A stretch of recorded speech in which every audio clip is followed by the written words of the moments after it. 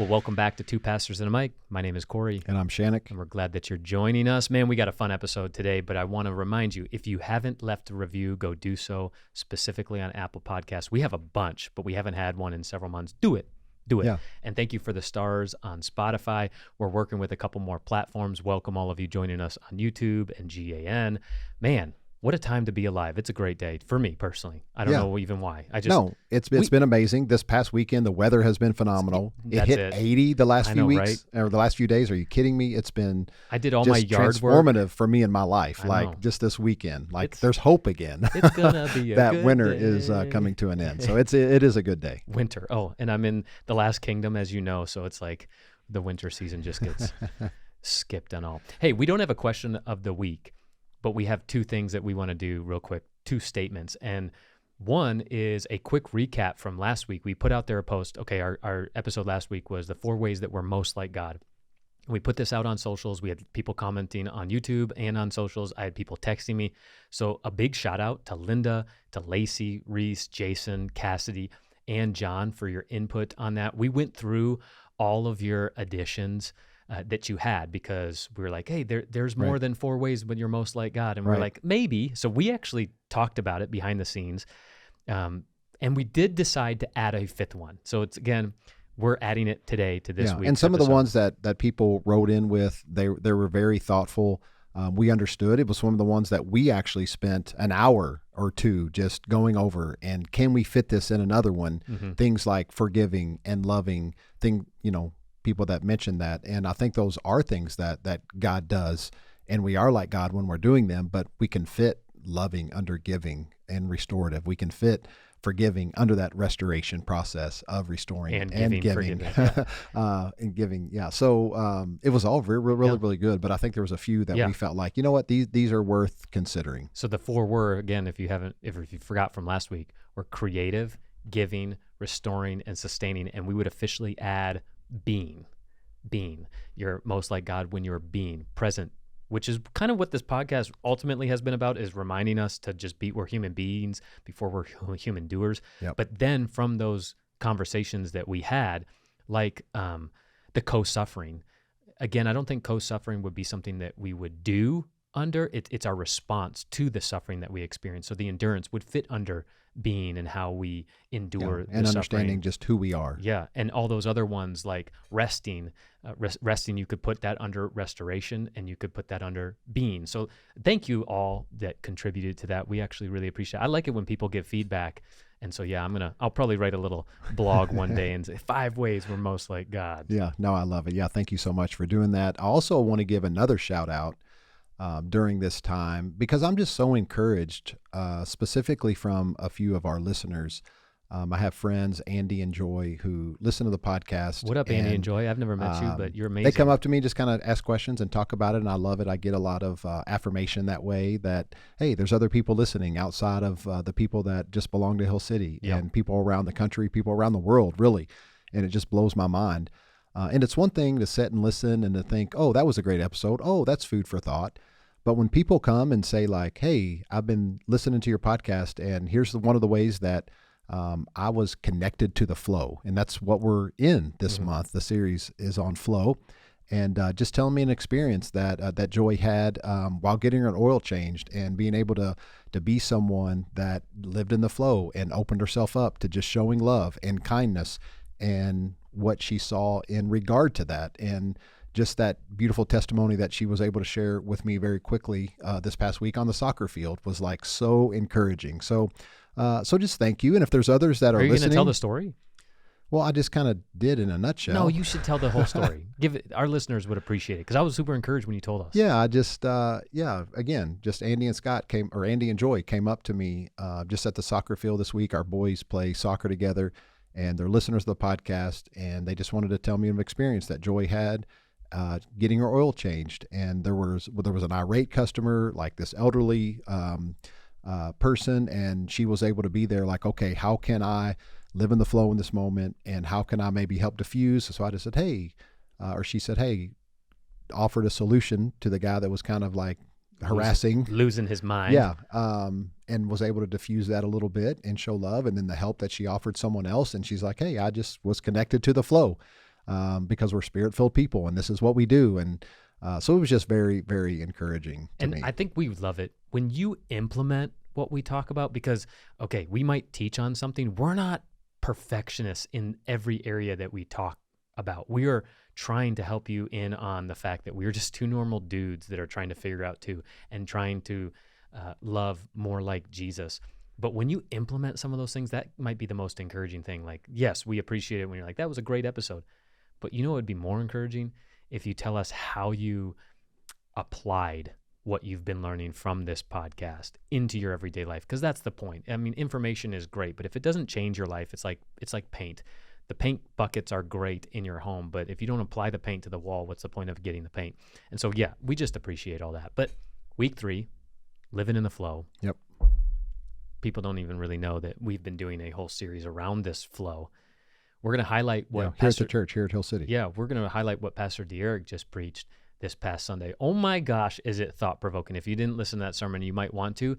There is definitely some religious feedback that you might have to that message that we wanted to kind of confront. But let's give a quick highlight real quick. Yeah, so basically, Pastor D'Eric really just talked about how we live in the flow when we understand the power that we've been given and what we possess because the Father and the Spirit lives in us. And he kind of highlighted John chapter 14, verses 8 through 18. You can go and read that for yourself. But he just focused on this idea that the Father does live in us. And then Jesus even says in this moment that greater things will we do than he even did. And so it's such an encouragement to know that the Holy Spirit's empowered us to do incredible things. Because when we think about the life of Jesus and the things that he was able to do, we're like, oh my gosh, there's no way that I could do things like that. But then why would he say greater things will you do? And he talked about how the Spirit had to come, right? Jesus said, I have to go so that I can send the Spirit of truth. And it's that thing where if Jesus would have stayed, he talked about how people would have still just been dependent on Jesus. Hey, you do everything. You do this miracle. You heal this dude. You go care for the sick. You go visit the dude in prison. Kind of like what we think pastors should be doing right now, right? Mm-hmm. Instead of everybody being involved in ministry and picking up the slack, and we're all in this thing called the kingdom together.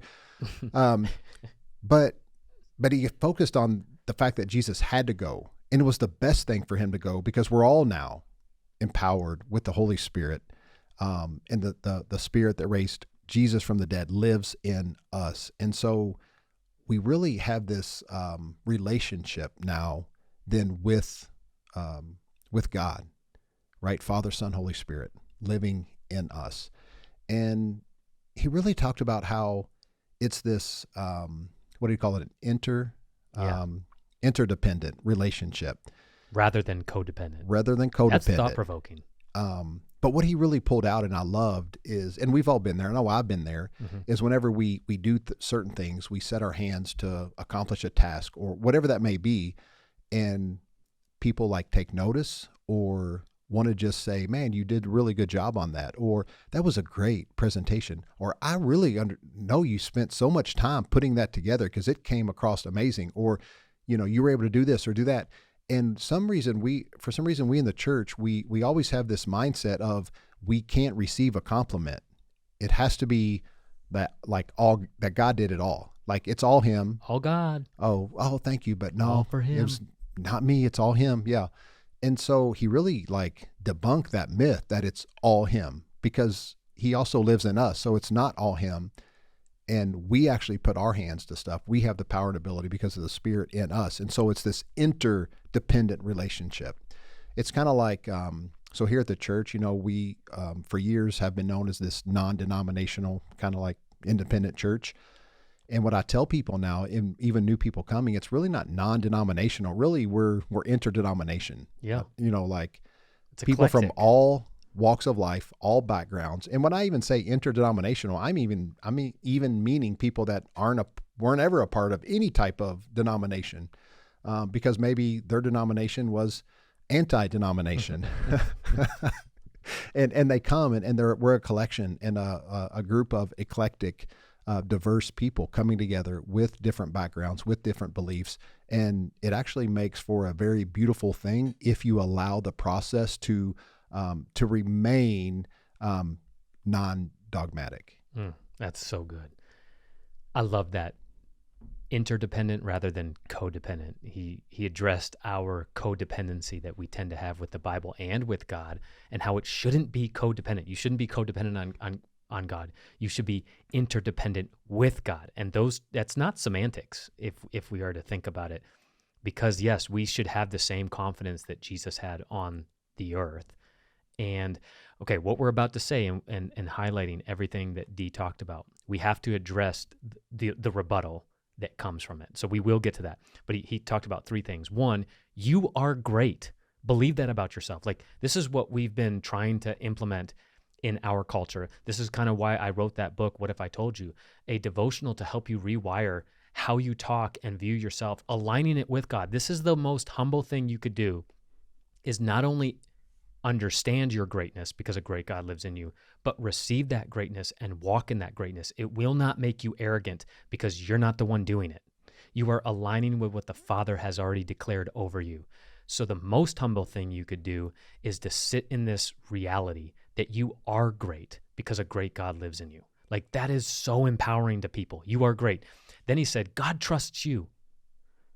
Man, we talk a lot about trusting God within the American church. I've only heard messages at Hill City, but I don't listen to a lot anymore outside of it. So there might be other people that are saying this.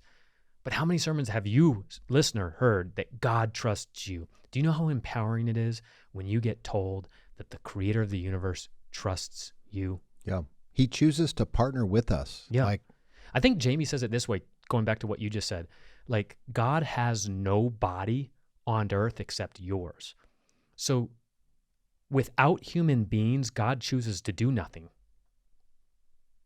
This is how powerful being intertwined and understanding this intertwining is, this interdependency. And then the last thing he said is accept compliments because you did that. And I love this idea because God is not insecure. When you do something great and be like, oh, it's all God. No, this is that co-laborer, this interdependency. We are doing this together. It's a we thing. And so God is not insecure. Right. And so praising Jesus is just an overflow of understanding our oneness with him, walking in encouragement, walking in empowerment, walking in equipping other people, being full of love, seeing the best in people while knowing the worst. Like, this is the restorative heart of God, and what should be the most beautiful thing about us is the restorative perspective we have about people. And I'm going to talk about that in just a second because I'm going to read you portions of this blog and I wrote on this, because people in the church are like, no, so are you saying that you should trust yourself? Yes. You should trust yourself. And people think that this is prideful. People think that this is bad. But we're coming from the perspective is there is no separation between you and the Father. So to trust yourself is to acknowledge this we aspect, that you are intertwined, that you are permanently unioned one with the Father. So to trust God is to trust yourself because you're aware of this flow. Because this is not here's God and here's me. He's within you. Right. No, and I love that. And I want to go back to, this is why it's so important that you understand who you are. Yeah. Who you are as a child of God, a son or a daughter. Because what Derek really talked about is walking around with the same confidence that Jesus had. Mm-hmm. And I think it was last week's podcast or maybe the week before where I even mentioned 1 John 2:6, where it says, if anyone claims to live in him must live as Jesus did. Well, how did Jesus live? Confident in who he was. Mm-hmm. He understood his identity. He knew he was a son of God. And guess what? You are too, a son or a daughter of God. So you can walk around with that same confidence that Jesus had. Yeah, he wasn't a people pleaser because he already knew he pleased the Father. And that's the difference. Like, you will not do good things to get other people's attention. You do good things because you know you already have the attention of the one that matters. Yep. Which is ironic. So we're talking about, should I trust myself? And our answer is yes. I'm going to unpack it. But there's a lot of irony in that because just yesterday we saw a post. Yeah. So actually I woke up, as of today when we're recording this, I woke up this morning to a post I saw where somebody was preaching the exact opposite of what we're saying. Yeah. And I know it's a very, prevalent message, I think, in a lot of churches today, where that this post was all about how in the world right now, outside is where the problems are. And I think they were saying this is what a lot of people believe, or churches even believe. Like, in the world, there's a lot of problems, but we just need to look inside of ourselves. And they were rebuking that message. Yeah, and they're saying, but we think that message is wrong. Don't look inside yourself, because the real issue is, no, inside yourself is the problem, and outside is the solution. Mm-hmm. And man, I've lived in that for so long. That, yeah. But really what that is such a sin-conscious message. And the problem with it too is this was coming from a local pastor here. And one of the reasons why my heart breaks to hear things like that is because this pastor is standing up to a group of people who already, majority of them have come to believe in Jesus, are following after Jesus. Let's take everything off the table if we think, or people think, that, okay, once you come to Christ, you receive him into your life, or whatever all that means, you say the prayer, do all the stuff. A lot of churches today will say that at that point, you become a new creation, right? That God's given you a new heart. You have the mind of Christ. Now, that's not where we're at. I'm just letting you know. We believe that's always been true. Yeah, that's always been true. But there are a lot of churches that will preach that. Yeah. And the irony is, now this guy is standing up to a group of people who mostly have put their faith in Jesus, have believed in Jesus, and he's telling all of them there's a problem inside you. Right. Well, wait, was the problem dealt with or not? Like, it is so contradictory what they're saying to a room full of people that already love Jesus. Now, are they new creations or not? Have they been given a new heart or not? Now, we think that's true for everyone because of Jesus. What happened 2,000 years ago, but let's take all that off the table. It is just mind-blowing to me that is still the main message of most of the churches, that, hey, look inside you for the problem. Yeah. You're the problem. Your heart's the problem. And I think this is what you're going to speak to, like this fact that, that there's this one verse that talks about how the heart is deceitful above all things. And we're going to unpack that just a little bit. And I know you spoke to that, and you wrote a blog. Was it last year? No, it was this year. It was the only blog I released this year on my website, so you can go read it. It's called Should I Trust Myself? I wrote it January 3rd. But real quick before I read this, yes, we need to remove this idea of this dualistic God, that he's somewhere outside of us. Therefore, we can't trust ourselves because... Yeah, it doesn't even make sense, because if you do believe that God is outside of you until you believe, then he's where? And so then how can you not trust yourself? That's what I was trying to say. If God is in there? That's what I was trying to say. I believe belief is important, but belief doesn't make it true. Belief makes it true to you. It's always been true because of the finished work of Jesus. So again, it can't produce pride because we're glorifying and fixing our eyes on Jesus. Right. He's the main reason. Okay. So have you ever heard this idea that you can't trust yourself, or you shouldn't trust yourself? And unfortunately, you only hear this message in the church. Gosh, it's so awful. It comes from, and I'm not going to say, I'm not just bashing other people. I do believe that people are well-meaning. They just don't understand, or at least have not thought about it critically. They're just regurgitating what they've always been taught. And it comes from Jeremiah 17:9, which is what you said. Ironically, the people that say this, like what you're saying, are oftentimes full of fear about their position about God and about God in of himself. And there's also that fear of, if I tell people that they can trust themselves because they understand they're intertwined with God, then they will choose sin. Because that's apparently what we all want. We all just want to destroy our lives. Or the fear is that they won't behave the same way that I think they should behave, which is a revealer of your control issue. So there's that. So those two things. And so actually what triggered me to write that blog was I saw this post shared by thousands of people. And this is what the post said. It said, "Follow your heart has ended more marriages, mutilated more bodies, destroyed more souls, and ended more lives than the devil could have ever imagined. And it's hell's most effective slogan yet," unquote. No, I'm sorry. That is not. Teaching people that they are separate from God at any point or stage in their life, dismissing emotions and trauma, and re-empowering a disempowered devil is actually what does those things. And if you know what we believe about the devil, you've listened to our last 4 episodes, all of that stuff. The preaching fear like that message or that quote is actually what causes people to not trust what God has given us, which is a heart full of love and emotions, something that we shouldn't just sweep under the rug. And when we don't create safe spaces for people to explore their emotions and doubt their faith, we create organizations where people just learn to wear their masks differently. And so it's not safe actually at all. That's the irony. So at one time in my life, I actually believed this message, but I believe that this message of not being able to trust yourself is one of the most damning messages in all of Christianity, because we're often taught to disconnect from our emotions and intellect because, quote unquote, our flesh is bad, right? We've talked about that. I think it was episode 29, 30, and 31. You should go listen to those ones, just about how you're not broken. Brokenness is created by trauma. It's a lie. You are whole. You've always been whole. But when we believe this idea that our flesh is bad, or that that's just who we are, we're these rotten people at our core, it prolongs our journey to reconnect with our original design.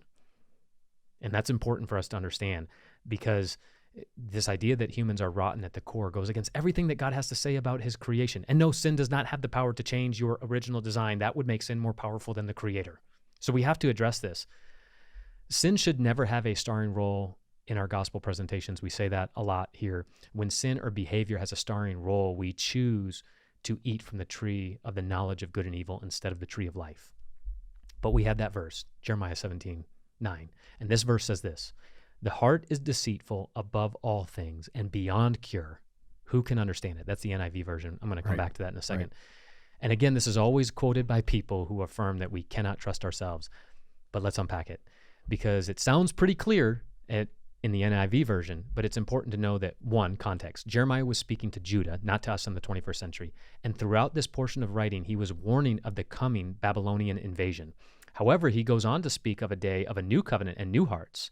And specifically in verse 17, what he's talking about, it's a caution, not a condemnation. It's not a pronouncement of all of humanity. He's addressing the people of Judah who had turned their back on God and weren't trusting God, because he also says something different in verse 8, the verse before it. He tells this in verse 8 that there were people who did trust God and were blessed, which again is an old covenant mindset in and of itself, that you're only blessed because you obey. You trust, you get blessed. If you don't, you get cursed. But if the verse previous says that people's hearts weren't deceitful above all else, then it reveals that there were people that weren't in this. Again, so this is not, again, he's addressing the disobedience of Judah. He's not talking to all of humanity. Actual biblical scholar Pete N says this. He says, to say this verse is suggesting that we can't trust ourselves or that the heart is evil at all times and in all places is actually not good biblical interpretation. So the Hebrew word here that gets translated as deceitful is actually not a word that connotes negativity at all. The better translation would be mysterious. And the word translated desperately sick or beyond cure is more accurately translated as weak or vulnerable, and is shockingly used to describe the Messiah. So it can't be desperately sick or beyond cure, because that's even words that are used to describe Jesus. So here's how the Septuagint actually translate the verse. You ready to have your mind blown? It says, the heart is deep beyond all things, and it is the man, even so who can know him? So looking at this in context, it talks about much more. Again, the heart isn't deceitful, it's just mysterious. But I love what Bible scholar David Sloan talks about. So he continues that idea. He unpacks that all in the Septuagint. And then he says this: when the Lord searches the heart of Jeremiah, he actually finds goodness. Is Jeremiah's heart deceitful? Only in the sense that if people in his day tried to understand him, they would judge him wrongly. It is the heart of Jeremiah's opponent, or is the heart of Jeremiah's opponent deceitful? Jeremiah says it is only deceitful in the sense that people would look at them as people of faith when they weren't. So it's about judgment is wrong. So Jeremiah 17:9 does not mean we cannot trust our hearts. It means that we do not see people's hearts the way that God sees them. And in this sense, the heart is deceitful. Mind-blowing. Then he goes on to say, does this mean that we have no hope or understanding of our hearts? No, the infilling of the Holy Spirit gives us the mind of Christ, according to Paul in the 1 Corinthians 2:16. So we can start to see things as God sees them. But there's another verse, Mark 7:21 and 23. So I'm glad that you asked. Mark 7:21 to 23 says, what comes out of a person is what defiles them, for it is from within, out of a person's heart, that evil thoughts come. You see, it's who you are. Well, Mark 7, Jesus is speaking to Pharisees and some of the teachers of the law. They asked Jesus why his disciples don't live according to the traditions or the old covenant rules and law. Man, Jesus was about to give them a whooping a whooping, as Cat Williams says in the religious rebuking. Not only does he quote Isaiah by saying, these people honor me with their lips, but their hearts are far from me, which again, reread David Sloan's take. Okay, hearts being deceitful, it means to not see people the way that God sees them.